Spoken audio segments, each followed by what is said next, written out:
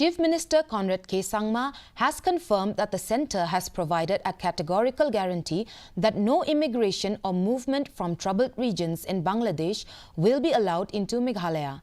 Sangma revealed that he had written to the Union Home Minister and also met him personally. The Chief Minister also highlighted the critical focus on border points 1250 to 1350, where fencing work is still pending.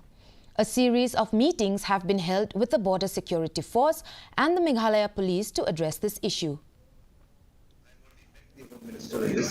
And in my last meeting, I've already mentioned, and I've got a categorical reply and message from him: nobody will be allowed to enter our borders. One or two incidents here and there are different issues, but we're not going to see any kind of a formal or a kind of a large-scale immigration or movement of people from Bangladesh coming in.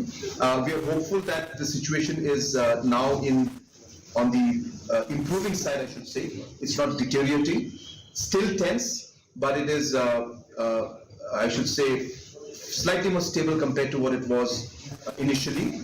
We are also seeing the trade normalizing at the border area also, so these are good signs.